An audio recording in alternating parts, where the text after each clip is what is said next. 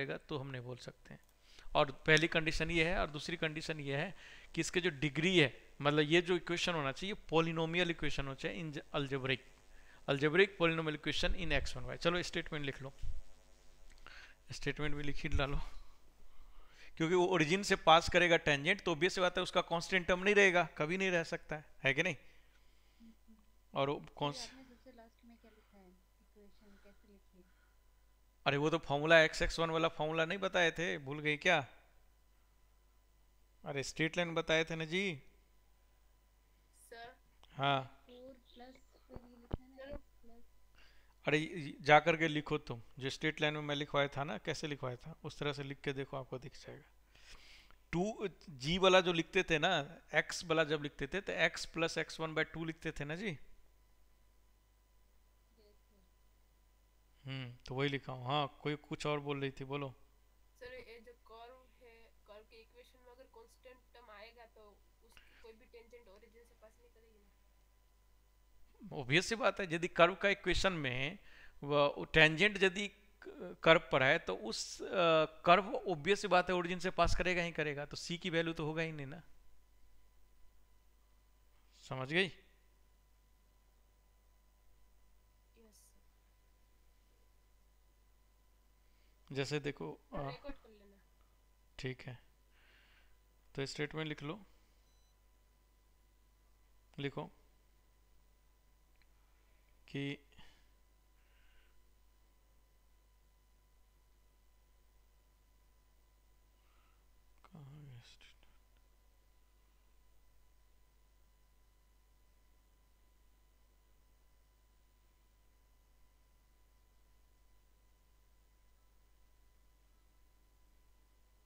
लिखो late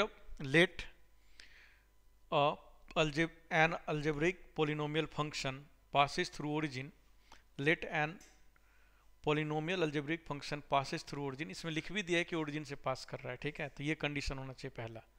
let an algebraic polynomial function passes through origin, let an algebraic polynomial function passes through origin, then equation of tangent to this curve at origin, then equation of tangent, then equation of tangent, then equation of tangent to this curve at origin can be given by, then equation of tangent to this curve at origin can be given by equating the least degree terms, can be given by equating the least degree terms, equating the least degree terms present in the equation of the curve to 0 at the origin can be obtained by equating the least degree terms present in the equation of the curve to 0। लिख लिया सब लोग? Yes sir. तो इसमें देखो दो condition है। पहला कंडीशन क्या है कि कर्व जो है ओरिजिन से पास करना चाहिए, क्योंकि ओरिजिन से पास नहीं करेगा तो सी हो जाएगा, सी हो जाएगा तब तो मल्टीप्लाई हो जाएगा ना जी। तो पहला कंडीशन ये है कि ओरिजिन से पास करना चाहिए, और दूसरा कंडीशन क्या है कि ओरिजिन पर टेंजेंट क्या होगा। तो यदि ये दो कंडीशन को सेटिस्फाई करेगा तो सिंपली कुछ नहीं करना है कि जो हमारा कर्व कर्व है, कर्व में जो लीस्ट डिग्री वाला टर्म है उसको बराबर जीरो कर दो, वही टेंजेंट का क्वेश्चन होने वाला। समझ गए? ओके। Yes sir. तो ये शॉर्टकट है, तो कहीं भी आप यूज कर सकते हो, और 100% वर्क करता है, कहीं कोई प्रॉब्लम नहीं है। और मैं वही शॉर्टकट बताता हूँ जो शॉर्टकट कंफर्म है। ये यूट्यूब वगैरह से देख करके कुछ भी शॉर्टकट मत सीख लेना, समझ गई? नहीं तो चमत्कार करने वाला बहुत टीचर सब अवेलेबल होता है, जैसे चमत्कारिक बाबा होता है वैसे ही टीचर्स होते हैं, ठीक है। चमत्कार कर देते हैं कि 200 मार्क्स ले आओ, कितने दिन में? एक महीने में। बताओ, एक महीने में 200 मार्क्स आ सकता है? जी मेंस में गजब गजब होता है। मतलब ऐसा नहीं बोला, जिसका पढ़ा हुआ है सब कुछ है, बच्चे तो एक साल में नहीं ला पाता है 200, एक महीने में कैसे लाएगा? Prove that intercepted portion intercepted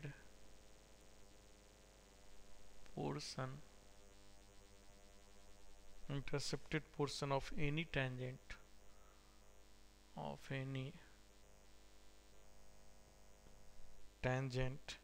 to the curve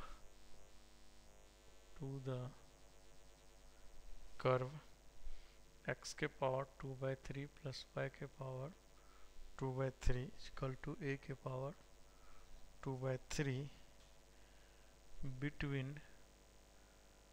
the coordinate axis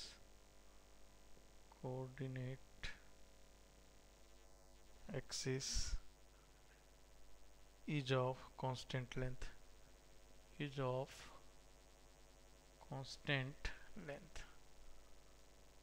इसको प्रूफ करो कि बोल रहा है क्या कि prove that intercepted portion of any tangent to the curve x के पावर 2/3 प्लस y के पावर 2/3 इक्वल टू a के power 2/3 between the coordinate axis is of constant length कि जो वो लेंथ जो होगा ना चाहे कोई भी टेंजेंट हो हमेशा वो कांस्टेंट होगा। इस बात को प्रूफ करना है। लगाओ तो दिमाग।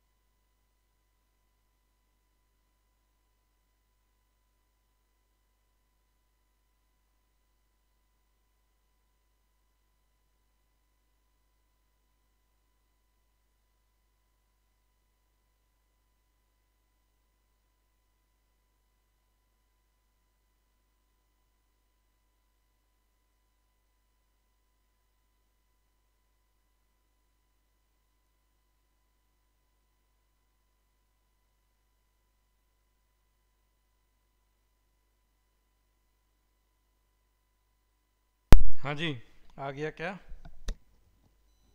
हेलो,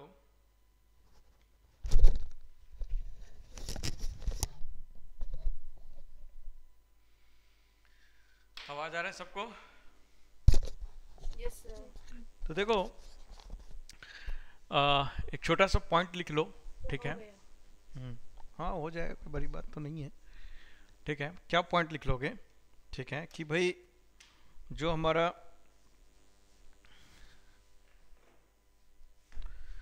देखो कि मेरे पास देखो कर्व जो है गिवन है, तो याद करो जब कर्व गिवन होता है तो हम पैरामीट्रिक पॉइंट लिख सकते हैं। याद करो ये बात मैं बता चुका हूँ, ठीक है?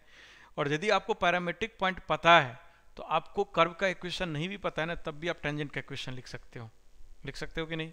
जैसे मान के चलो 80 स्क्वायर कॉमा 280 पता है आपको, तो आप क्या करोगे, टेंजेंट का इक्वेशन लिखना हो तो क्या लिख सकते हो, y minus 280 equal to x minus 80 square, और dy बाई डी एक्स लिखना है तो dy बाई डी टी कर दो और dx बाई डी टी कर दो, और dy बाई डी टी यहाँ से निकाल दो, dy बाई डी टी इससे निकाल दो, dx by D T put कर दो, तो इक्वेशन आ गया कि नहीं आ गया। तो ये बहुत इंपॉर्टेंट पॉइंट है, छोटी सी बात है, ध्यान रखना क्या कि यदि आपको पैरामीट्रिक पॉइंट पता है ना, तो आपको कर्व का इक्वेशन पता है नहीं भी तो भी आप इक्वेशन लिख सकते हो, और यदि आपको पैरामीट्रिक पॉइंट पता है तो कर्व का इक्वेशन लिख ही सकते हो भाई। यहाँ से टी को कंपैरिजन करो तो एक्स वाई में रिलेशन आ जाएगा कि नहीं आ जाएगा, सिंपल सी बात है कि नहीं। तो देखो जो स्टैंडर्ड फॉर्मूला मैंने standard parabola, ellipse, hyperbola, circle, straight line, इन सब पे पैरामीट्रिक पॉइंट लिखना सिखाया था, याद करो सिखाया था ना, ठीक है। और ये सबको याद होगा, तो वो वाला मैं नहीं लिखाऊंगा, जो मैं नहीं सिखाया है वो वाला मैं लिख देता हूँ। ऑल्दो ये भी ध्यान रखना, ठीक है, क्या कि जितना मैं लिख रहा हूँ जरूरी नहीं कितना ही होगा। आपको ही पता है कि पैरामीट्रिक पॉइंट का मतलब क्या होता है, कि हमें ऐसा पॉइंट सोचना है कर्व पर, जैसे इस कर्व पर मुझे पैरामीट्रिक पॉइंट सोचना है, तो मुझे ऐसा पॉइंट इस कर्व पर सोचना है जो पॉइंट इसको क्या करे, सेटिस्फाई करे, बट पैरामीटर सिर्फ एक ही रहे, ठीक है। वैसे तो x1 y1 हम सपोज करते हैं, लेकिन यहाँ पर कितने हमारे पास अननोन है, 2 है, लेकिन पैरामीट्रिक पॉइंट में कितने पैरामीटर होता है, 1 होता है। तो हमें ऐसा कोई पॉइंट सोचना है ताकि एक ही पैरामीटर हो और इस पॉइंट को, जो भी पॉइंट हम सपोज करेंगे x और y, उसको सेटिस्फाई करें। तो जैसे देखो, जैसे मैंने लिया रूट एक्स प्लस, पहला लिया root x plus root y, ठीक है, ये मेरे पास इक्वेशन है इक्वल टू रूट ए, और इसका पैरामीट्रिक पॉइंट्स मुझे लिखना है। तो इसका पैरामीट्रिक पॉइंट्स क्या लिख सकता हूँ मैं, a cos 4 theta comma a sin 4 theta, put करके देखो आपको ये बराबर आ जाएगा कि नहीं, चेक करके देखो, ठीक है। दूसरा में जैसे आपने लिया x के पावर, यही वाला x के पावर 2/3 प्लस y के पावर 2/3 इक्वल टू 1/3, तो इसमें यदि पैरामीट्रिक पॉइंट्स लेना है तो आप ये लोगे तो हमेशा ट्रू होगा, cos क्यूब थीटा और a सही तो था, a cos क्यूब थीटा और a sin क्यूब थीटा, समझ बात आई, ये हो गया, ओके। एंड जैसे तीसरा x के पावर n अपॉन a के power n plus a power n plus a के पावर n, y के पावर n प्लस b के पावर n इक्वल टू 1 है, ओके। और यदि इसके रिगार्डिंग मुझे इसके करस्पॉन्डिंग लिखना है, ठीक है, तो क्या लिख देंगे, a cos 2/n theta comma b sin 2/n theta, okay, ये हो गया थर्ड। फोर्थ कि ax plus B Y equal to C है, x plus B equal to, इसमें तो पता ही चुका t comma C T minus C T C minus A T upon B, simple. Fifth में, ठीक है, ऐसे ही फिफ्थ में बोलो, सोचो कि x square equal to y cube है,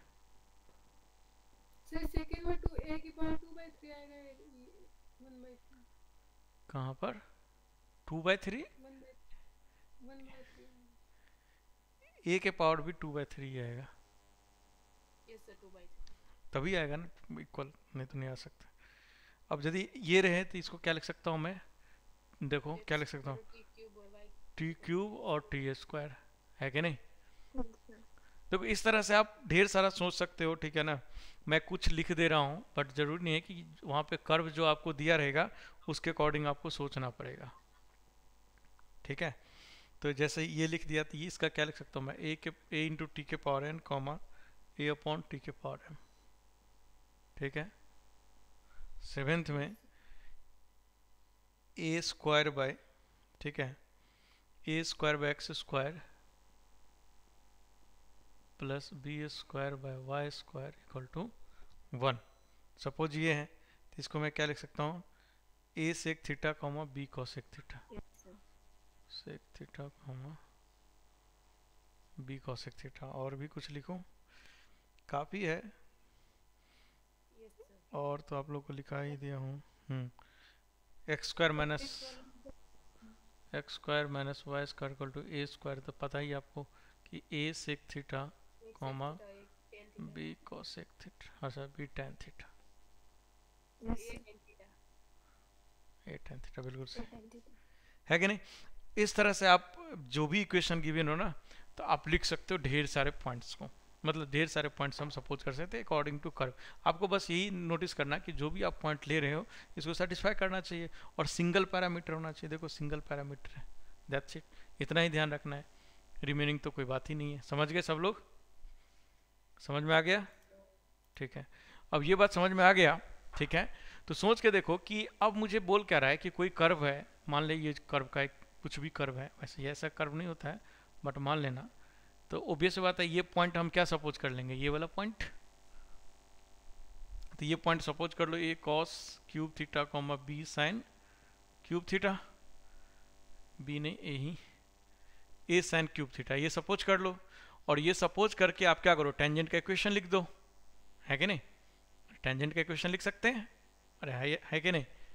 आपको यदि ये पॉइंट पता लग गया तो टेंजेंट का इक्वेशन लिख दिया, टेंजेंट का इक्वेशन लिख दिया, फिर एक्स एक्सिस के साथ सॉल्व करके ये पॉइंट निकाल दिया, वाई एक्सिस के साथ ये पॉइंट निकाल दिया, और फिर इन दोनों के बीच का डिस्टेंस फॉर्मूला से डिस्टेंस निकाल दिया, तो हो जाएगा कि नहीं, आंसर आ जाएगा कि नहीं।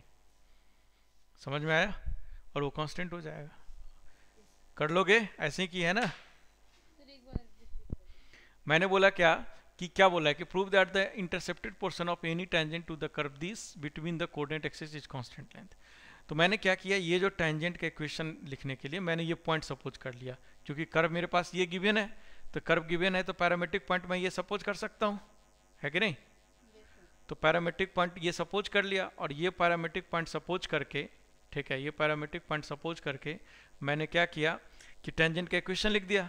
टेंजेंट का इक्वेशन लिखने के बाद एक्स को जीरो करेंगे तो ये वाला पॉइंट मिल जाएगा, वाई को जीरो करेंगे तो ये वाला पॉइंट मिल जाएगा, मिल गया। अब फिर डिस्टेंस फॉर्मूला से आप डिस्टेंस निकाल दो, तो डिस्टेंस फॉर्मूला से डिस्टेंस निकाल दोगे तो क्या मिल जाएगा आपको, ये डिस्टेंस कांस्टेंट मिल जाएगा आपको। समझ में आया, कर लोगे। Yes sir. तो कुछ नहीं है, बस मेनली इसमें वो पैरामेट्रिक पॉइंट सोचना है, और तो कुछ नहीं, और तो रिमेनिंग कैलकुलेशन है इस क्वेश्चन में, तो करके देख लेना, आ जाएगा आपका आंसर, ठीक है ना।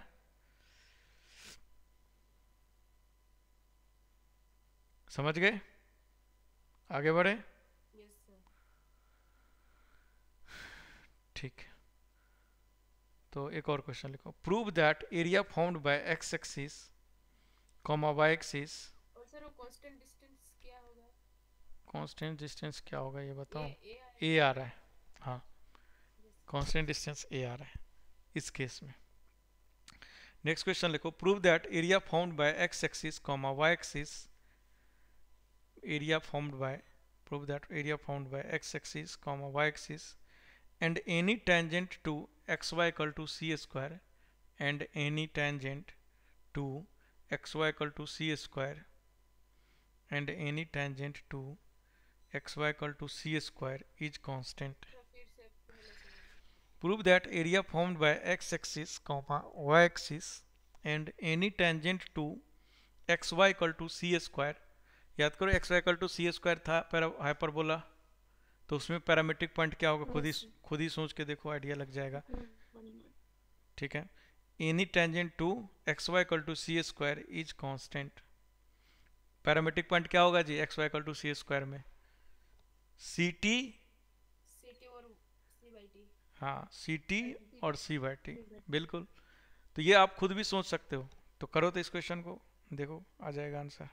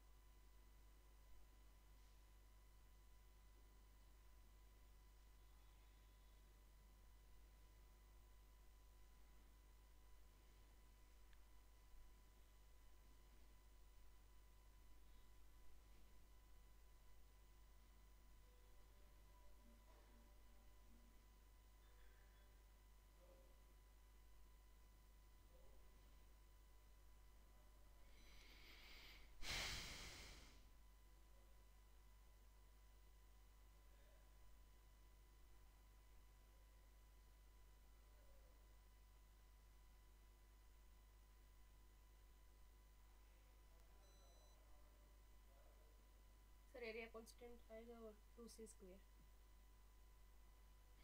ओके, और लोग का क्या आया?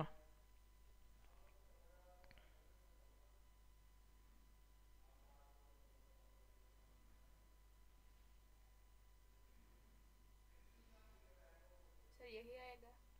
सही है, 2c² आएगा। आ रहा है सबका आंसर? एक मिनट सर। ठीक है, कीजिए।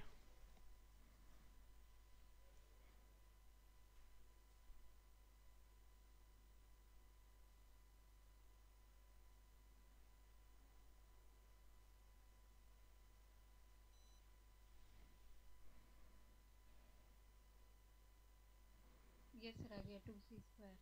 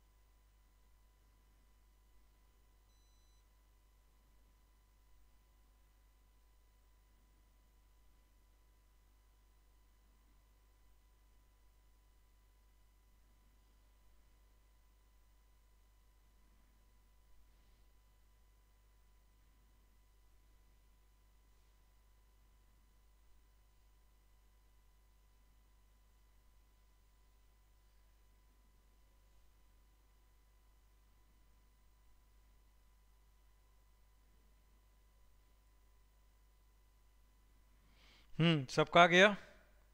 हेलो, सबका आ गया? ठीक, नेक्स्ट क्वेश्चन लिखो।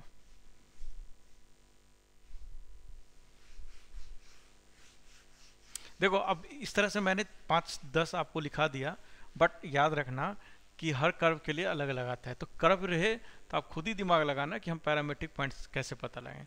और याद रखना, पैरामेट्रिक्स पॉइंट मिल गया आपको या पैरामेट्रिक पॉइंट्स ही गिवन है, तब तो कोई दिक्कत नहीं है, टेंजेंट का इक्वेशन फटाफट लिखा जा सकता है, कर्व का इक्वेशन भी निकाला जा सकता है। जो पैरामीटर है उसको कंपैरिजन कर देंगे, इक्वेट कर देंगे तो आ जाएगा। चलो नेक्स्ट क्वेश्चन लिखो। Find the equation of the normal, find sum of the normal to the curve y is equal to 1 plus x के power y plus sin inverse sin square x at x equal to 0। ठीक है,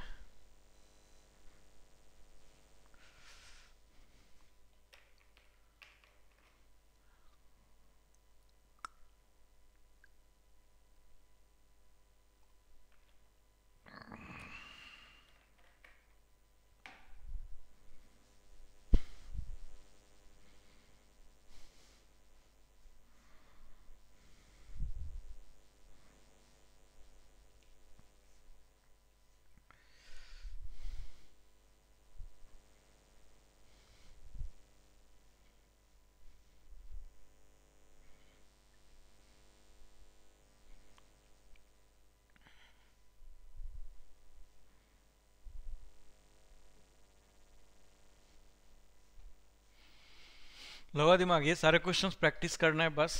अब कुछ है नहीं, बस angle between two curves बचा है और तो कुछ नहीं, टेंजेंट नॉर्मल में बचा है। अब खत्म है टॉपिक आपका।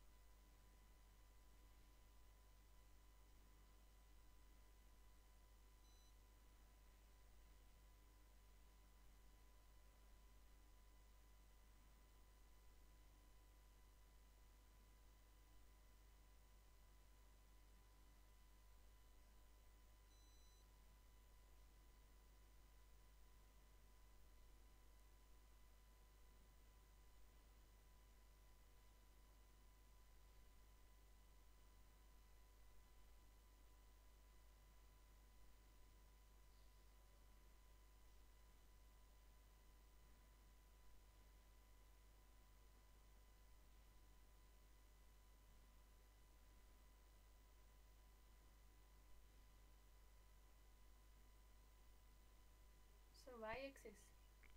हम्म, क्या आंसर निकला Y axis? Yes sir, normal Y axis आ गया। x plus y equal to 1 आएगा।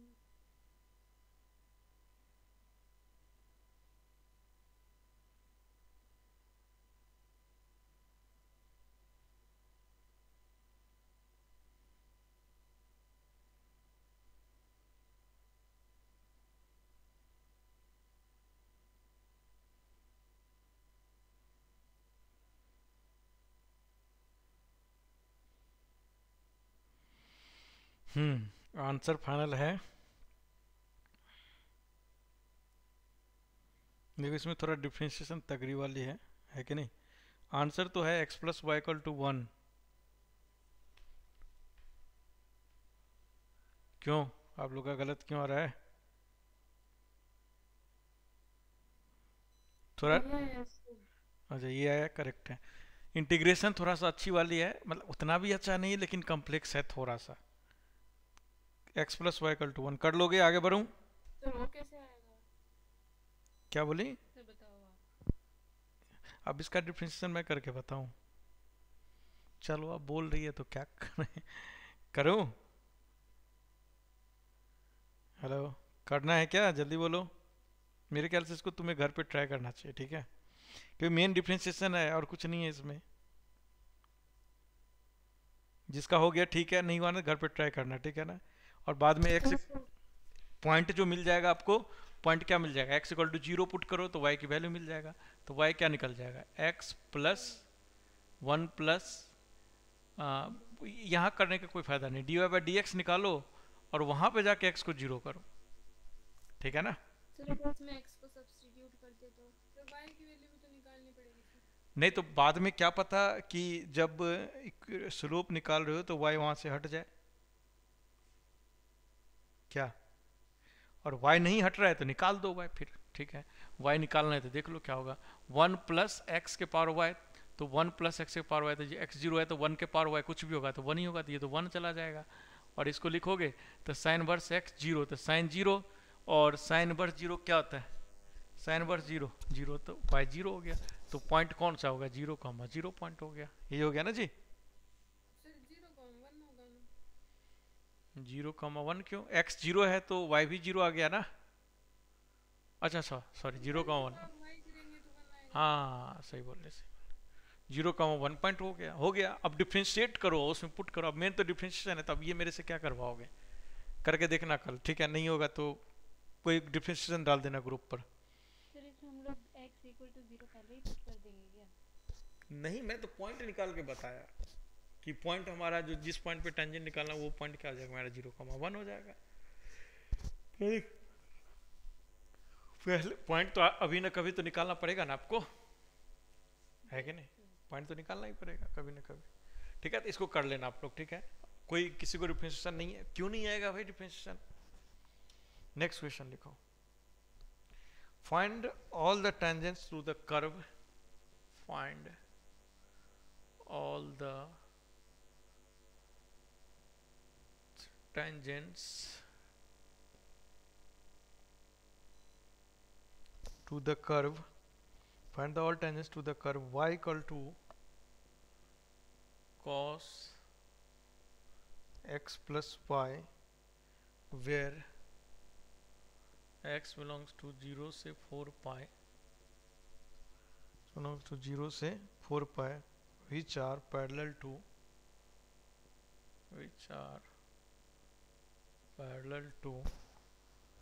x plus 2y equal to 0। करो दिस क्वेश्चन को।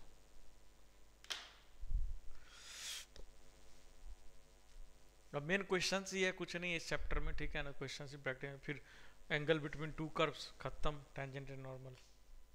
उसके बाद अपना है इंक्रीजिंग डिक्रीजिंग, इंक्रीजिंग डिक्रीजिंग के बाद रेट ऑफ चेंज, उसके बाद मैक्सिमम मिनिमा। 4 टॉपिक है।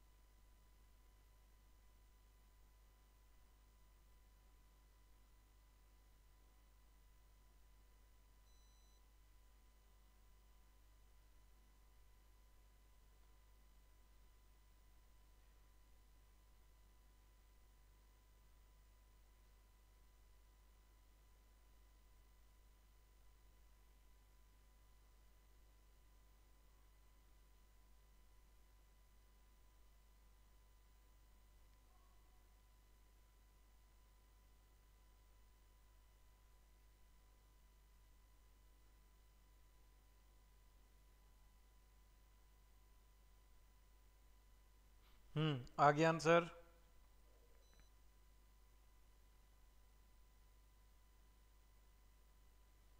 हेलो।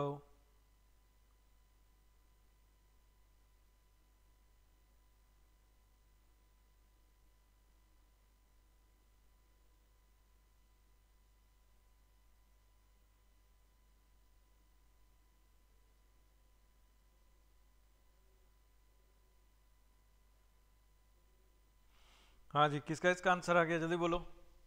किसी का आया? यासांकी आया? तनुश्री? दो इक्वेशन आई अभी। दो क्वेश्चन है, जल्दी करो, काफी टाइम हो गया। अब इसमें देखो पैरामेट्रिक पॉइंट्स तुम इसमें ढूंढ ही नहीं सकती कुछ भी, है कि नहीं? तो आपको x1 y1 ही इसमें सपोज करना पड़ेगा। सर दो इक्वेशन तो y is equal to -1/2 into x minus pi by two और y is equal to -1/2 into x minus 5 pi by two. ये आ रहा है आपका? ये दो इक्वेशन टेंजेंट्स के हैं। ओके, फाइनल आंसर जो है इसका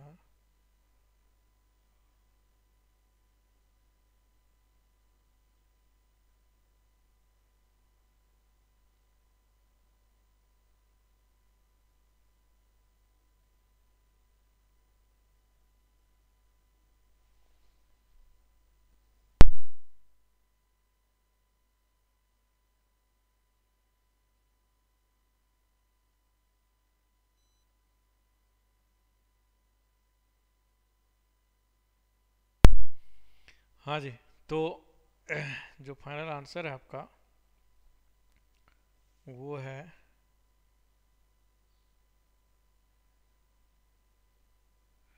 फाइनल आंसर ये है y is equal to -12 into x minus pi by two, दूसरा equal to -12 into x minus 5 pi by two. ये दो है आंसर। सर यही बोला। ठीक है, सही है। और लोगों का आया कि नहीं आया, जल्दी बोलो, मुझे करना है क्या, काफ़ी टाइम हो गया। बताओ, मुझे करना है कि आ रहा है आंसर?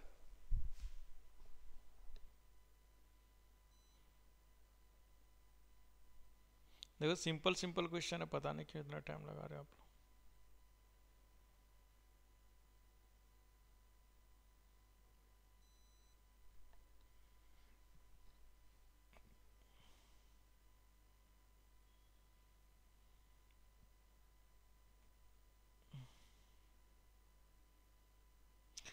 अरे मुझे करना है, जल्दी बोलो, हाँ या ना। Yes sir. ठीक, देखिए भाई सिंपल सी बात है, इसमें स्लोप हमें गिवन है, स्लोप गिवन है तो हमें कुल मिला के पॉइंट्स निकालना है कि नहीं? और पॉइंट सपोज कर लिया x1 y1 है। यदि पॉइंट्स मैंने हम लोगों ने सपोज कर लिया x1 y1 है, ठीक है, तो dy बाई डी से पॉइंट निकालते हैं। तो dy बाई डी क्या आ जाएगा, देखो तो y डैश क्या आ जाएगा जी, minus sine x plus Y into 1 plus Y dash, ये आएगा ना? ठीक है, तो फाइनल जो y डैश निकलेगा तो y डैश आपका ये निकल जाएगा, देखो ध्यान से, y डैश इसको मल्टीप्लाई कर दो तो ये minus sine x plus y upon क्या हो जाएगा जी, देखो तो माइनस वाई डैश, तो इसको इधर लेके आ जाए तो 1 plus sine x plus y. अब मान लो x1 y1 पॉइंट मान लिया, तो ये चीज़ कितने के बराबर है, -12 के बराबर है कि नहीं? ये चीज़ कितने के बराबर है, -12 के बराबर। तो यदि ये चीज़ -12 के बराबर है तो यहाँ से मैं क्रॉस मल्टीप्लाई कर दिया, तो क्रॉस मल्टीप्लाई कर दिया तो ये क्या आ जाएगा, minus sine x1 plus y1 equal to -1 plus sine x1 plus y1, ये आएगा ना? ठीक है, ठीक है, ये -2 साइन और ये माइनस, ओके, सही है ना? तो यहाँ से क्या निकल के आएगा, देखो यहाँ से निकल के आ जाएगा आपका sign x1 plus y1 equal to 1। ठीक है, सही लिखा हूँ? तो ये आ गया। तो देखो sine x one plus y one equal to one आया, तो यहाँ क्योंकि मेरे को x की वैल्यू 0 से 4 पाई के बीच में लाना है, ठीक है, तो यहाँ से ये भी लिख सकता हूँ क्या कि cos x1 plus y one को आप 0 के बराबर कर दो। यदि ये 1 हो जाएगा तो cos क्या हो जाएगा, 0 हो जाएगा। तो cos निकालना थोड़ा आसान होगा, इसलिए हम ये कर देंगे। ऑल्दो तुम साइन भी निकाल सकते हैं, ऐसे कोई बड़ी बात नहीं, ठीक है, तो साइन भी निकाल सकते हो, ऐसा कोई दिक्कत नहीं है। तो तुम नोटिस करके देखो कि x हमारा 0 है और 4 पाई के बीच में इंक्लूडिंग 0 है कि नहीं। तो हमें हमें यहाँ से क्या बोले, वो आ जाएंगे ना वैल्यूज, क्या बोले, नहीं दो नहीं, जगह पे 0 हो जाएगा cos, एक π/2 और एक 3π/2 पे। तो साइन भी होगा इसका और मतलब। साइन, नो सर, साइन तो सिर्फ एक ही जगह पे 1 होगा। नहीं सर, दो जगह पे दो जगह पे होगा, देखो ना, तो ग्राफ 0 से 4 पाई में दे रखा है, तो उसके अकॉर्डिंग दो जगह पे होगा। तो देखो इसमें अब इसमें क्या क्या वैल्यू ले सकता है वो तुमको डिसाइड करना है। 0 से 4 पाई के बीच में इंक्लूडिंग 0, तो 0 ले सकता है कि नहीं। देखो यदि मैंने x की वैल्यू को 0 किया, हाँ बोलो, sir cos x plus y 0 है, इसका मतलब y भी 0 है, तो y को 0 रख के फिर x की वैल्यू निकालेंगे ना। क्या बोली, cos x प्लस वाई 0 है तो और cos x plus y y के इक्वल है, तो cos x प्लस वाई 0 है तो y भी 0 है, मतलब y की वैल्यू मिल गई, उसके रिस्पेक्टिव x की वैल्यू निकालेंगे।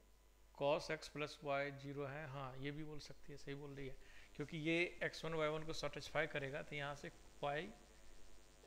y1 को मैं लिख सकता हूँ cos x1 प्लस y1, और इसकी वैल्यू हमने देखो, इसकी यदि sin x1 plus y one बराबर 1 है तो इसका गारंटी है कि cos x1 plus y one बराबर 0 होगा।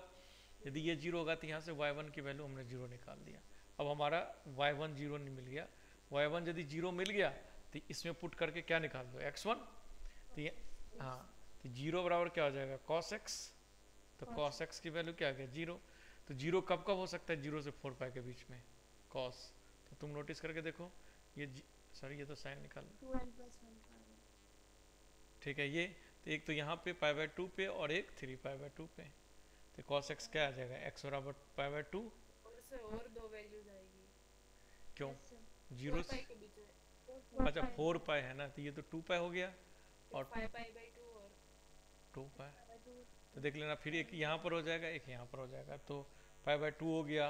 उसके बाद कहाँ हो गया जी, हाँ 3π/2, 7 फिर 5π/2, फिर 7π/2, तो ये 4, ये y0 हो गया, ये 4 पॉइंट हो गया। तो इस तरह से हम वैल्यू निकाल देंगे, हो गया। और सर इसमें से दो वैल्यू निकल जाएगी क्योंकि वहाँ साइन -1 हो जाएगा, दो वैल्यू निकल जाएगा क्योंकि साइन, -1 हो जाएगा, 3 पाई बाई 2 और 7 पाई।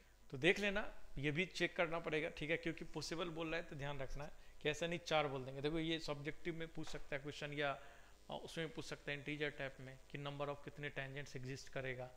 तो ऑब्वियस सी बात है 3π/2 और 7π/2 पे कैंसिल हो रहा है, तो उन दोनों को हटा देंगे। क्यों क्यों हटा देंगे, क्योंकि sin x1 plus y one equal to क्या है, 1 है। यदि मैंने cos को कंसीडर करके चला है तो sin को चेक करना पड़ेगा, है कि नहीं, यस ठीक है, yes sir, ओके। तो ध्यान रखना इस चीज को। तो आई होप क्लियर हो गया क्वेश्चन। yes sir, देखो क्वेश्चन जो है ना तुम्हें प्रैक्टिस करना पड़ेगा तभी जाके आएगा।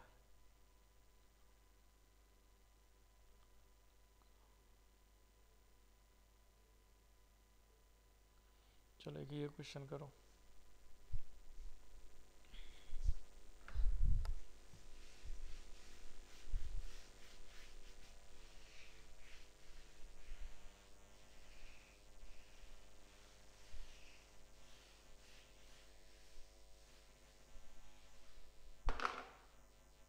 Question, so that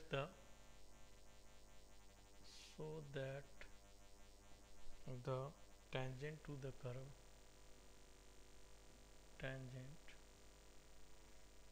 to the curve 3x square plus y plus minus 4 equal to 0 at the points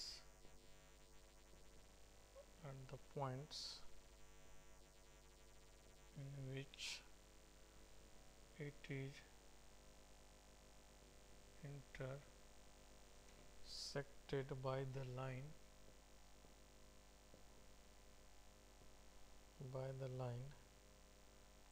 3x plus 2y is equal to 0, 2x plus 5y is equal to 0 are parallel to coordinate axis। इसमें लगा दो दिमाग।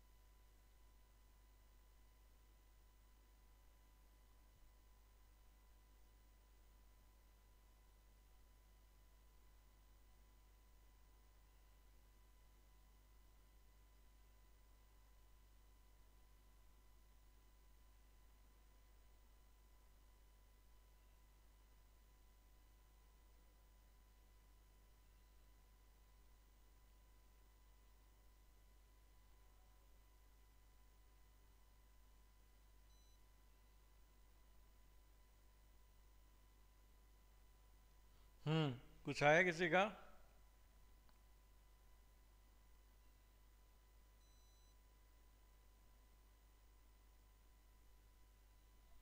Hello. हम्म। और जो slope है उसके denominator और numerator दोनों में जीरो हो रहा है, मतलब कोई एक जीरो होता तो भी हम बोल सकते नहीं कि तो फिर हमने ये बोला था ना फिक्स डिटरमिनेंट है। कि स्लोप जब इस तरह का हो तो लिमिटिंग वैल्यू निकालते हैं, बोला था ना मैंने। तो सर लिमिटिंग स्लोप आएगा तो कोऑर्डिनेट एक्सिस के पैरेलल नहीं होगा। तो जो भी आएगा वो आएगा, यदि ऐसा कुछ हो रहा है तो।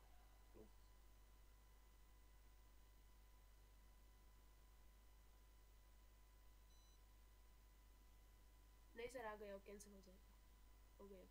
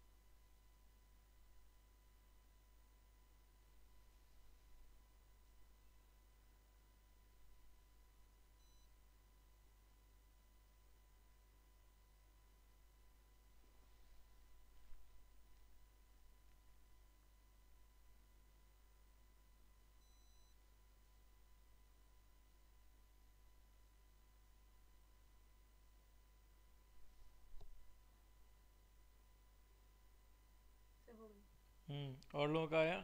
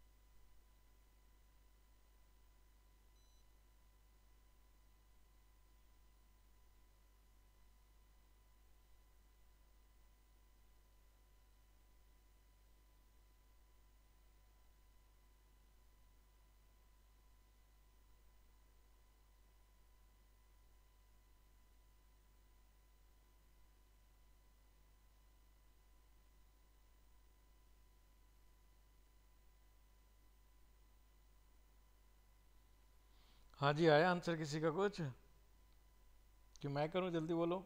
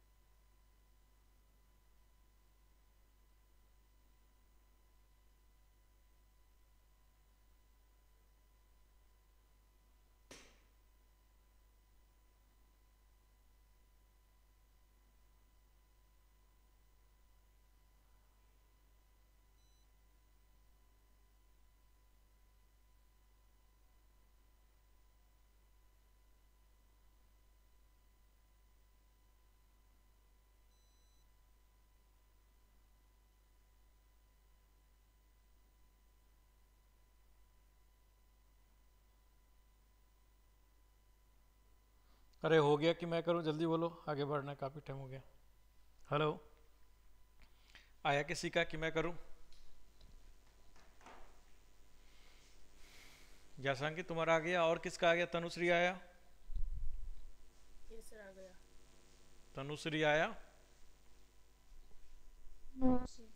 चलो देखो क्या बोल रहा है क्वेश्चन।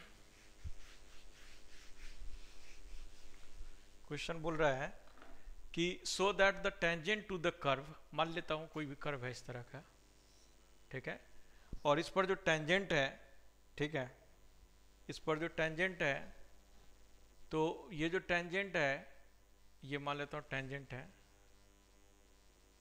तो बोल रहा है क्या कि so that the tangent to the curve this at the points in which it is intersected by the line, ठीक है, कि देखो ध्यान से क्या बोल रहा है कि so that the tangent to the curve this at the points in which, किस इस पॉइंट पे ये लाइन क्या कर रहा है? इंटरसेक्ट कर रहा है,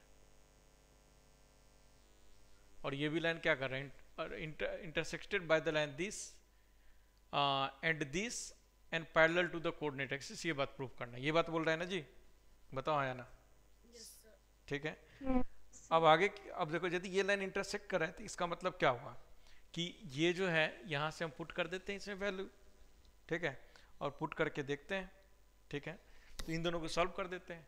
तो देखो मान लेता हूँ ये जो पॉइंट है मेरा x1 y1 है, तो ये जो हमारा हो जाएगा 3x1 का square plus 4x1 y1 plus 5y1 का square and 3x1 plus 2y1 बराबर 0। ओके, ये दो हो गया, इन दोनों को हम सॉल्व कर देते हैं, है कि नहीं? तो इन दोनों को सॉल्व कर देते हैं, या ऐसा भी कर सकते हैं कि स्लोप, हाँ, कि यहाँ पर मैं क्या करता हूँ, इसका स्लोप निकाल देता हूँ, और इसका स्लोप और इसका स्लोप क्या होगा? इक्वल होगा क्या? नहीं, इक्वल नॉट नेसेसरी इक्वल होगा, ठीक है। हाँ, तो इसका स्लोप मैं निकाल दूँ तो ये कितना आ जाएगा? देखो तो 6x1 प्लस कितना निकला था जैसा बोलना जरा, इसका स्लोप कितना निकला था? -3x + 2y / 2x + 5y। हाँ, तो देखो ये आ जाएगा -3x1 प्लस कितना बोले थे? 2y1 अपॉन कितना? 2x1 plus 5y। ये इससे स्लोप मिल गया। अच्छा, माइनस नहीं बनेगा? माइनस रहेगा पर पूरे एक्सप्रेशन के साथ। अच्छा, पूरे एक्सप्रेशन के साथ तो माइनस, और देखो ये बन गया। सिमिलरली इसके साथ बन रहा है तो इसके बराबर ये लिख देंगे भाई, ऐसे ही बन जाएगा, इसके बराबर बन जाएगा ना। अब इसका स्लोप ये आया, ओके, इसका स्लोप क्या मतलब ये आ गया। अब ये जो स्लोप है ये क्या हो जाएगा? ठीक है, सर x1 y1 पे इक्वेशन लिखेंगे और किसी भी जो स्ट्रेट लाइन का इक्वेशन है ना, हाँ, उसमें x और y में एक रिलेशन निकाल देंगे और किसी भी जगह पुट करेंगे तो आ जाएगा। तो भाई इसी स्लोप को यदि मैं, ये जो स्लोप है इसी स्लोप को मैं क्या प्रूव कर दूं? या तो 0 या इन्फिनिटी, है कि नहीं? तभी तो x या y कोऑर्डिनेट के अलोंग पैरेलल हो जाएगा। अरे हाँ, है ना? तो इसी स्लोप को मुझे 0 या इन्फिनिटी प्रूव करना है। अब इसी स्लोप को मुझे 0 या इन्फिनिटी प्रूव करना है, तो तुम नोटिस करके देखो यहाँ से 3x1 प्लस 2y1, देखो 3x1 प्लस 2y1 बराबर 0 आ रहा है, तो 3x1 प्लस 2y1 क्या हो जाएगा? ये इसके बराबर 0 लिख दिया। अपॉन देखो 2x1 प्लस 5y1, ये भी पॉइंट इसको सेटिस्फाई करेगा, तो ये भी 0 आ गया, ठीक है ना? अब देखो ये 0 बाय 0 फॉर्म पे जा रहा है कि नहीं? नहीं सर, वो एक ही पॉइंट पे थोड़ी दोनों को कट करेगा, मतलब एक को कट करेगा तो दूसरा नॉन जीरो होगा और दूसरे को कट करेगा तो पहला वाला नॉन जीरो होगा, तो 0 इन्फिनिटी ऐसे ही आ जाएगा। एक मिनट, तुम्हारा कहना है eight the points in which it's intersected by the lines, एक को कट करेगा तो क्या बोल रही है? सर वो टेंजेंट है, वो पहली वाली लाइन को x1 y1 पे कट करेगा और दूसरे को किसी दूसरे पॉइंट x2 y2 पे, तो x1 y1 पुट करेंगे तो पहली वाली लाइन। नहीं, वो तो समझ में आ गया क्या कहना चाह रही है कि, लेकिन ऐसा थोड़ी ना बोल रहा है। ऐसा भी तो हो सकता है कि दोनों लाइन एक ही पॉइंट पे कट करेगा, ऐसा नहीं हो सकता है। सर तब तो इंटरसेक्शन पॉइंट पे ही टेंजेंट लिख दूंगी। सही बोल रही है कि भाई ऐसा पॉसिबल नहीं है कि ये दोनों, ये जो दो लाइन है यानी ये L1 हो गया और ये जो L2 हो गया, ये एक ही पॉइंट पे, तीनों एक ही पॉइंट पे नहीं कट कर सकते। यदि कट करेगा तो ये जीरो पे जीरो आ जाएगा, सिंपल सी बात है, ये भी जीरो ये भी जीरो, तब तो ना तो एक्स कोऑर्डिनेट के पैरेलल होगा ना वाई कोऑर्डिनेट के पैरेलल। तो इसका मतलब यदि एक पॉइंट पे ये कटेगा तो ये जीरो हो गया तो ओवरऑल जीरो हो गया, या ये जीरो हो गया तो ये इन्फिनिटी चला जाएगा तो पैरेलल हो जाएगा वाई एक्सिस के ऐसे में एक्स एक्सिस के। तो इसका मतलब है एक यदि यहाँ कट करे तो दूसरा कहीं और कट कर रहा होगा, इससे यही पता लग रहा है कि नहीं? यस। समझ बात आ गई? तो यही क्वेश्चन था अल्टीमेटली। चलो नेक्स्ट क्वेश्चन लिखो।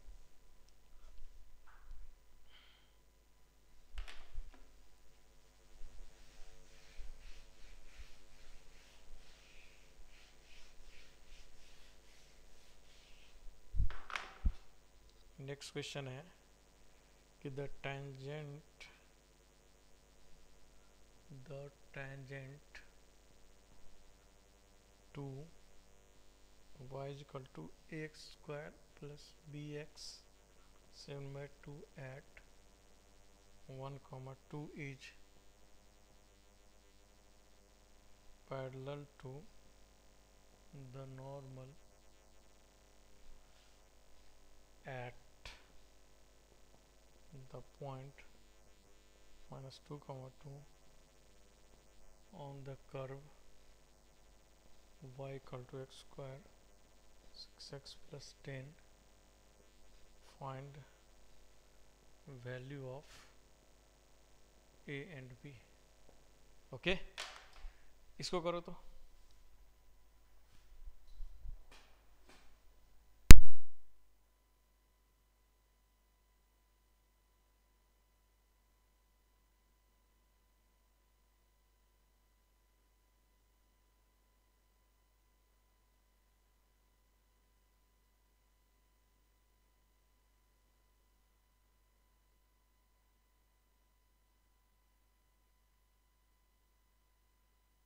सर bx के बाद क्या लिखा?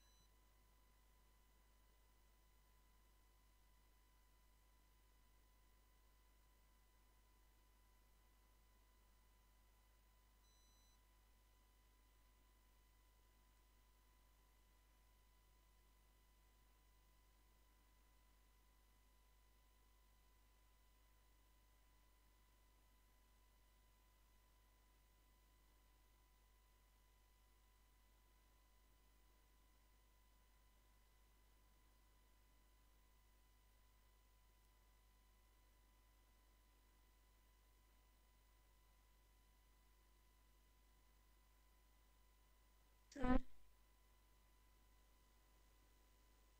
बोलो क्या बोल रही है?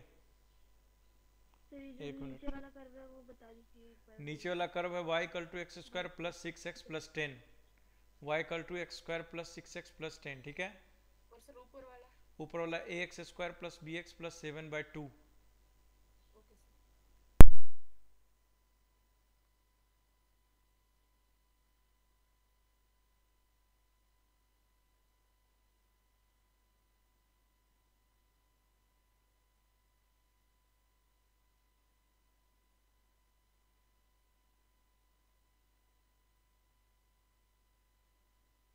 सर a इक्वल टू 1 और b इक्वल टू 6।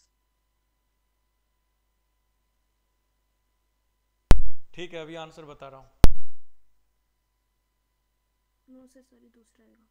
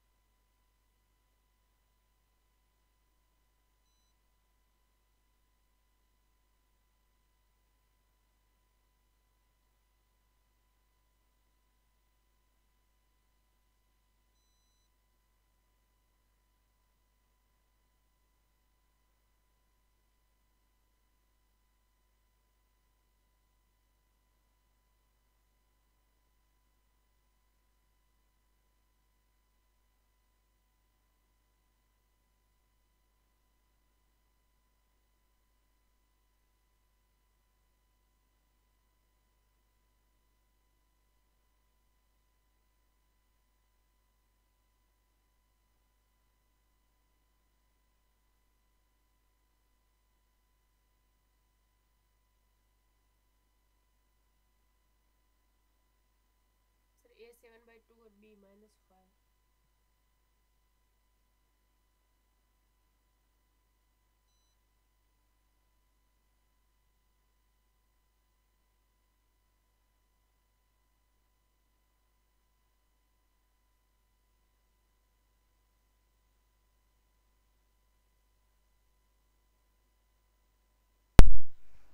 हाँ जी, क्या हुआ? किसका आ गया आंसर? सर A7/2 और B-5। A7/2 B-5। भाई ये सारे क्वेश्चन देखो अलग टाइप का क्वेश्चन है, ठीक है, सारे प्रैक्टिस करने पड़ेंगे और सारे इसी टाइप का क्वेश्चन आपके सीट में भी है। फाइनल आंसर जो है जी A=1 और B=-5/2 है, यस तो गलती है कहीं, चलो चेक करो। यस।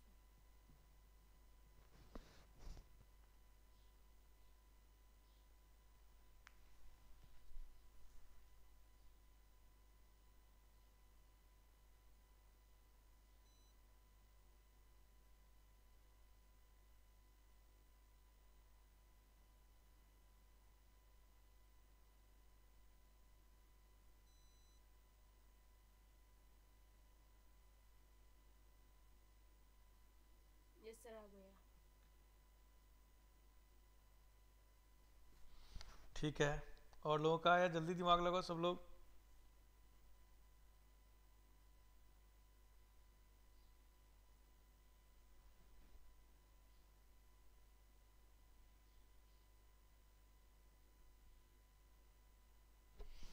ठीक है, ये हो गया, तो ऐसा कि तुम ये वाला करो।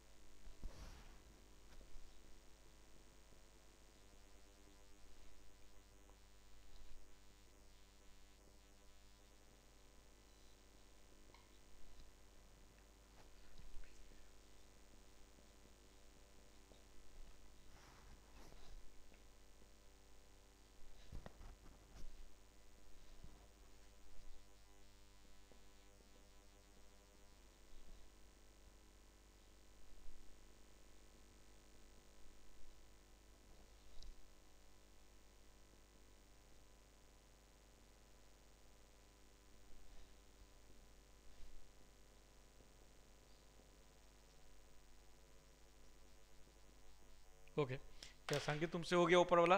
नीचे वाला करो। यस और लोग करो, दिमाग लगाओ। भाई क्यों नहीं हो रहा है क्वेश्चन आप लोग से? जोड़ दो दिमाग पर।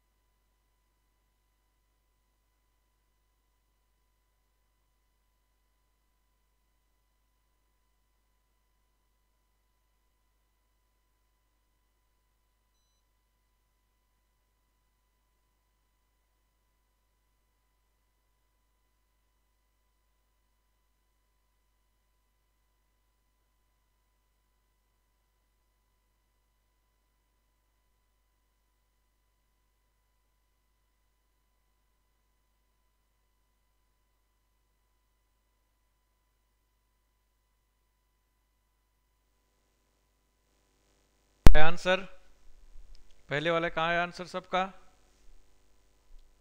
कोमल आया आंसर? अरे क्यों नहीं आ रहा है, दिमाग लगाओ, मैं नहीं बताऊंगा, ये दोनों क्वेश्चन दिमाग लगाना है।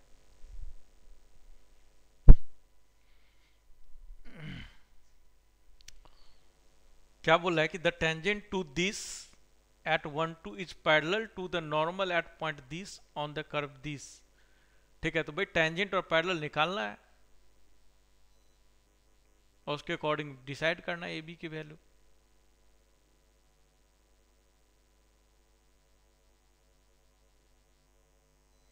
सिंपल क्वेश्चन है, दिमाग लगाओ, बहुत टफ नहीं है। आगे से। टफ होता तो मैं जरूर बताता आंसर।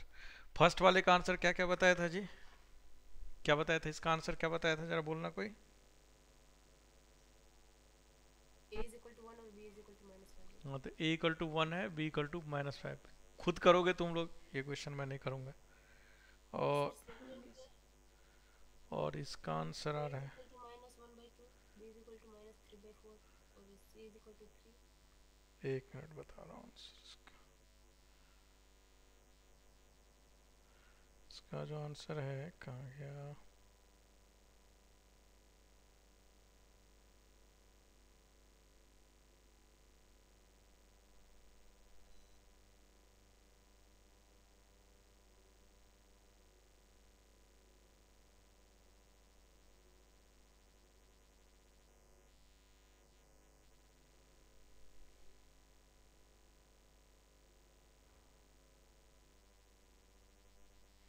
ए इक्वल टू कितना आ रहा है, 3/4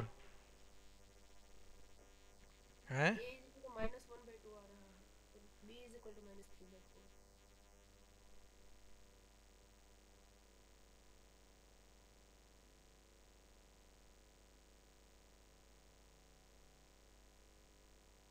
इसका आंसर मेरे पास नहीं है, ठीक है। ए इक्वल टू है तुम्हारे, 1 मिनट रुको बता रहा हूँ, -1/2। ए इक्वल टू -1/2 है क्या? यस सर, सही है, यस सर। सही निकाली है। बी बराबर क्या निकाली है, -3/4 और सी बराबर, और 3। चेक कर लेना ये आंसर, ठीक है। सर B +3/4 है या -3/4? अब चेक कर लेना, ठीक है ना। ए का तो सही आंसर है, बी का आंसर पता नहीं, ए का तो कंफर्म आंसर है। अब देखो ये तीनों क्वेश्चन आप लोग खुद करोगे, हम नहीं करेंगे, ठीक है। चलो नेक्स्ट टॉपिक है, बंद करो, ये दोनों घर से करोगे, होमवर्क है, आगे बढ़ते हैं। ठीक है, लिख लिया क्वेश्चन, नीचे वाला क्वेश्चन लिख लो सब लोग, स्क्रीनशॉट ले लो फटाफट। छोटा सा टॉपिक है, इसको खत्म कर दो।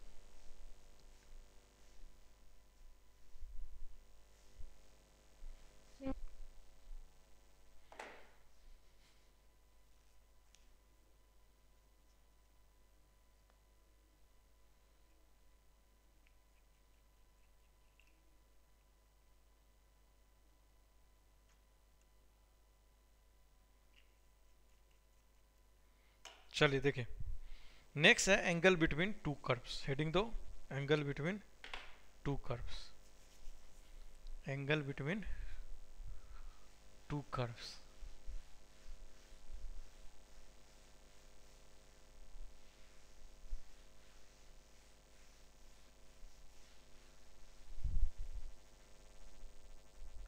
Angle between two curves, heading दो, angle between two curves, angle between two curves. दो कर्व के बीच में एंगल, तो दो कर्व के बीच में जब भी एंगल निकालेंगे तो एक्चुअल में उनके जो टेंजेंट्स होता है, जहाँ पे पॉइंट ऑफ इंटरसेक्शन होगा, उन टेंजेंट्स के बीच में जो एंगल होता है वही एंगल डिफाइन होता है दो कर्व के बीच का एंगल। समझ बात है? दो कर्व के बीच का एंगल कैसे डिफाइन होगा कि जो जिस पॉइंट पे वो इंटरसेक्ट करे, ऑब्वियस सी बात है एंगल तभी निकलेगा जब दोनों कर्व इंटरसेक्ट करेगा एक दूसरे को, ठीक है, अदरवाइज तो नहीं निकलेगा। तो ऑब्वियस सी बात है, हम क्या करेंगे, उन दोनों पॉइंट्स पे टेंजेंट बनाएंगे, टेंजेंट के बीच में जो एंगल होगा वही एंगल क्या होगा, उन दोनों कर्व के बीच का एंगल होगा। ये बात सबको समझ में आ गया, पहली बात, ठीक है। और ऑब्वियस सी बात है कि एंगल जो हो सकता है वो कितने एंगल हो सकता है, एक से ज़्यादा भी एंगल हो सकता है, कि यहाँ पे गया फिर यहाँ पे इंटरसेक्ट कर लिया तो यहाँ पर भी एंगल बनेगा। समझ रहे हो? तो लिखो, सबसे फर्स्ट पॉइंट लिखो कि angle between two curves is defined as angle between two curves is defined as angle between two curves is defined as the angle between defined as the angle between their tangents at their point of intersection. The angle between two tangents is defined as the angle between tangents at their point of intersection. लिख लिया? Okay तो ये पहला point हो गया. Second point लिखो. Second point कि there could be more than one angle of intersection between two curves. There may be more than one angle of intersection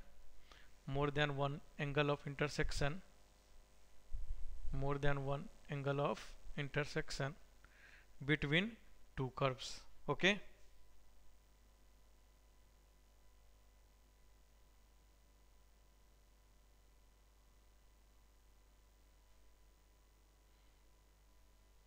तो अब सोच के देखो कि मुझे इन दोनों कर्व के बीच का एंगल निकालना है. तो इन दोनों कर्व के बीच का एंगल निकालने के लिए क्या करना पड़ेगा कि भाई सिंपल सी बात है, इन दोनों कर्व के पॉइंट ऑफ इंटरसेक्शन को सॉल्व करना पड़ेगा कि नहीं करना पड़ेगा? बोलो हाँ या ना? करना पड़ेगा. तो वो पॉइंट ऑफ इंटरसेक्शन मान लो कि अल्फा कॉमा बीटा आया, तो अब अल्फा कॉमा बीटा पे और कर्व का इक्वेशन मुझे पता है, तो और पॉइंट पता लग गया, तो मैं टेंजेंट का इक्वेशन लिख सकता हूँ कि नहीं? दोनों का लिख सकता हूँ. और दोनों टेंजेंट का इक्वेशन लिख सकता हूँ, तो फिर एंगल लिख दिया. एंगल कैसे लिखते हैं? tan theta equal to m1 minus m2 upon 1 plus m1 m2. इस वाले फॉर्मूला से हम क्या करते हैं? एंगल लिख देंगे. एक्यूट है या ऑब्ट्यूज है, डिपेंड करेगा उस पर. समझ में आया कि नहीं? तो दो कर्व के बीच का एंगल हम कैसे लिखेंगे? आई होप क्लियर हो गया सबको. ठीक है. तो ये था दो कर्व के बीच का एंगल. अब नेक्स्ट पॉइंट लिखो. If angle of intersection is 90 degree, if angle of intersection is 90 degree, if angle of intersection is 90 degree, if angle of intersection is 90 degree, then curve are said to intersect orthogonally, then curves are said to intersect orthogonally, then curve are said to intersect orthogonally at their point of intersection. समझ बात आई?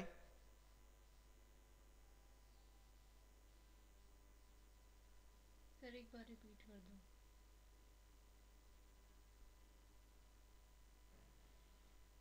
मैंने बोला कि if angle of intersection is 90 degree, then curve is said to intersect orthogonally, at that point या at point of intersection. कि भाई यदि ये थीटा इक्वल टू 90 डिग्री हो गया, तो इन दोनों कर्व को क्या बोलेंगे कि इस पॉइंट पे, यानी ये जो मान लो P पॉइंट है, P पॉइंट पे हमारा कर्व क्या है? ऑर्थोगोनल है. समझ बात है? ऑर्थोगोनल है. सिर्फ P पॉइंट पे बोलेंगे. यदि ऑर्थोगोनल कर्व होगा तो इसका मतलब जितने भी पॉइंट ऑफ इंटरसेक्शन होगा सभी पे 90 डिग्री कट करेगा, तभी हम बोलेंगे कि वो ऑर्थोगोनल कर्व है. या एक ही बार कट कर रहा है तो ऑब्वियस सी बात है ऑर्थोगोनल कर्व होगा. यदि एक से ज्यादा बार कट कर रहा है तो इसका मतलब जितने बार कट कर रहा है उन सारे पॉइंट्स पे क्या होना चाहिए? उसके बीच का एंगल 90 डिग्री होना चाहिए. तभी बोल सकते हैं, तभी बोलेंगे कि ये हमारा कर्व ऑर्थोगोनल है. तो एक छोटा सा और पॉइंट लिख लो. पॉइंट क्या होगा कि if all angles of intersection are 90 degree, if all angle of intersection are 90 degree, if all angle of intersection are 90 degree, if all angle of intersection are 90 degree, then curve is called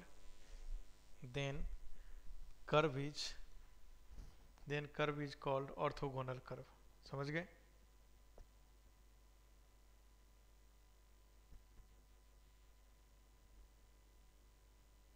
एक और छोटा सा point लिख लो. लिख लिया ये point? Sir.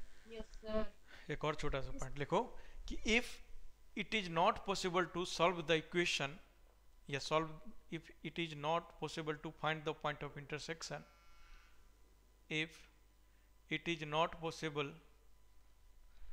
if it is not possible, if it is not possible to find the point of intersection, then either first point it can be solved by observation. यदि ऐसे नहीं कर सकते हैं ना तो पक्का ऑब्जर्वेशन से सॉल्व हो जाएगा। तो दिमाग लगाओ कि क्या पुट करेंगे तो दोनों इक्वेशन सेटिस्फाई होगा। Then it can be solve by observation, then it can be solved by observation, or second point, it may be point of intersection does not need, it may be point of intersection may not required, may not required ज़्यादा better है, may not required। ठीक है कि या तो यदि मान के चलो दोनों कर्व को सॉल्व किया लेकिन कोई पॉइंट ही नहीं निकल रहा है, दोनों कर्व को सॉल्व किया और कोई पॉइंट ही नहीं निकल रहा है, ठीक है, यदि दोनों कर्व को सॉल्व करने पे कोई पॉइंट नहीं निकल रहा है, ठीक है, तो या तो ऑब्जर्वेशन से आप सॉल्व करोगे, ठीक है, या ऑब्जर्वेशन से सॉल्व नहीं हो रहा है तो इसका मतलब है कि हमें इन दोनों के बीच के एंगल निकालते वक्त ना पॉइंट ऑफ इंटरसेक्शन की जरूरत नहीं पड़ने वाला है, इस बात की गारंटी है। अब उसमें दिमाग लगाओ कि कैसे होगा। समझ बात आई कि नहीं आई? क्लियर है?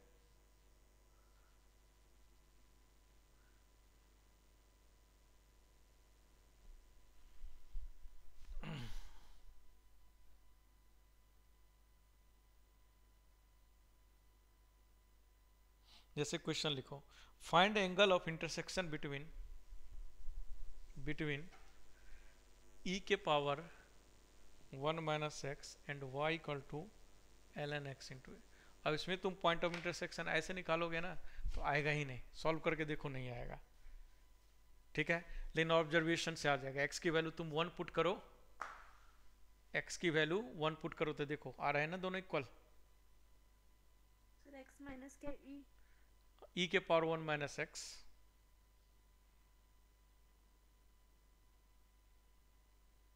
यस सर e पैर। समझ रहे हो बात मेरी? ठीक है, यस तो इसमें तुम नोटिस करोगे, देखो दोनों को सॉल्व करोगे ना कर्व तो कुछ भी नहीं आएगा, सॉल्व ही नहीं होगा इनफैक्ट, बट ऑब्जर्वेशन से देखो हो जाएगा, ठीक है।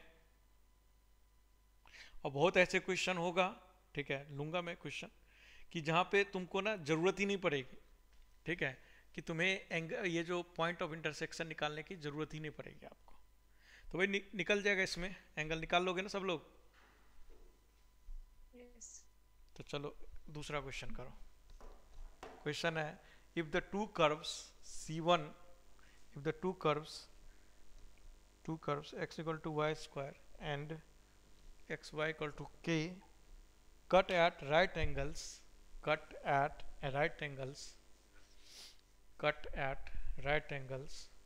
सर रिपीट करिए। क्वेश्चन है कि इफ टू कर्व्स, देखो x equal to y square and xy equal to k, x equal to y square and xy equal to k cut at right angles, find the value of k, cut at right angles, then find the value of k।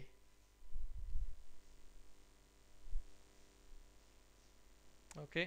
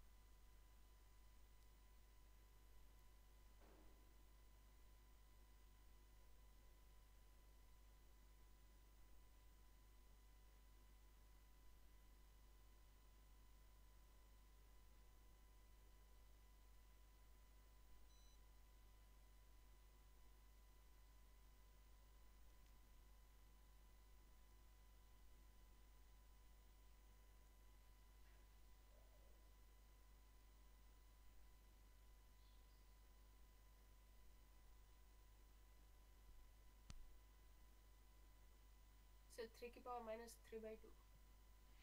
3 के power -3/2। Yes sir.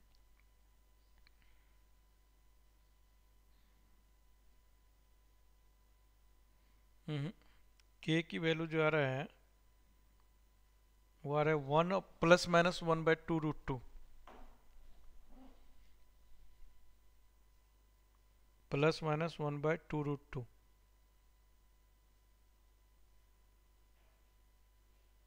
Okay sir.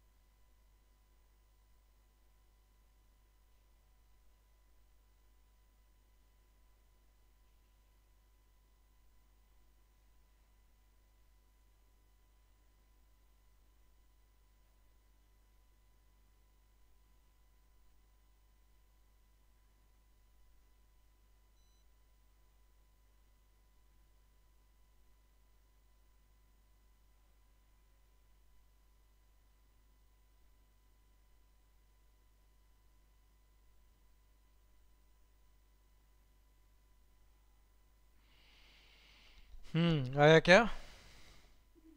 तो answer क्या है? Answer है ±1/2√2।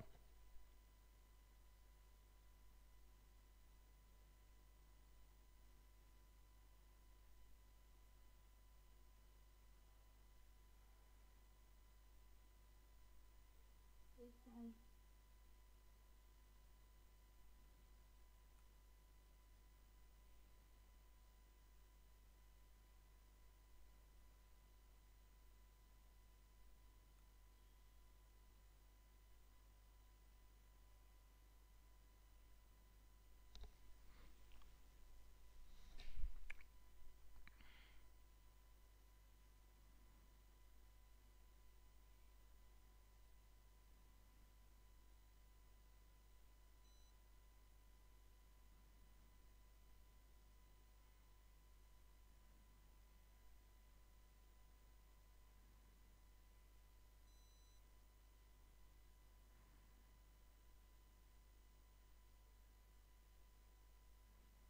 Sir सिर्फ positive value नहीं आएगी या plus sir minus? मेरी +1/2√2 ही आ रही है।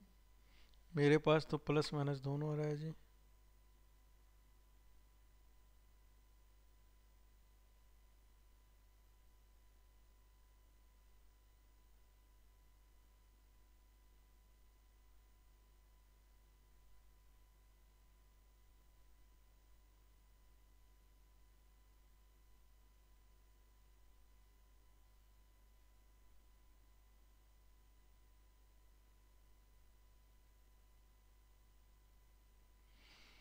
कहीं मिस्टेक है, चेक करो।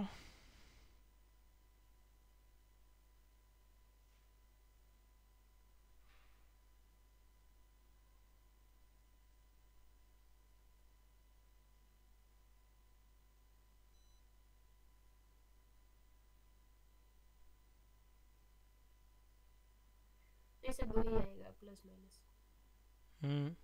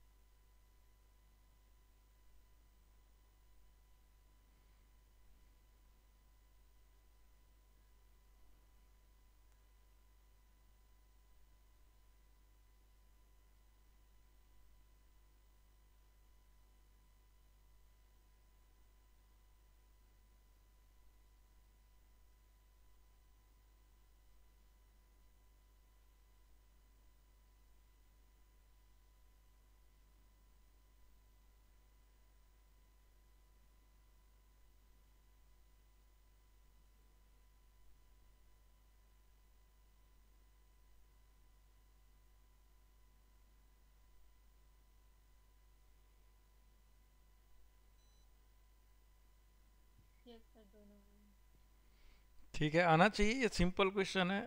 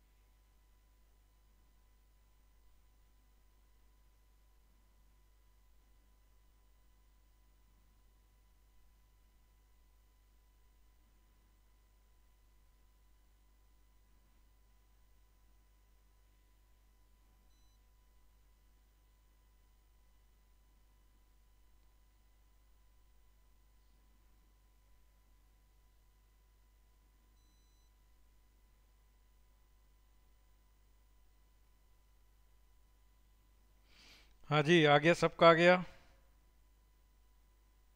Hello,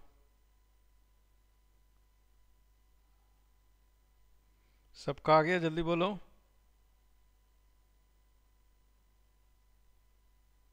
yes sir. ठीक है, तो अब तुम लोग को करना क्या है कि ये जो एक्सरसाइज है, एक्सरसाइज फर्स्ट और एक्सरसाइज सेकेंड बुक में, वो जो distance, shortest distance between two curve वाला जो टाइप का क्वेश्चन है ना, उसको छोड़ करके और आप सारे कर सकते हो एओडी डी वाला चैप्टर का। ठीक है, एओडी जो चैप्टर है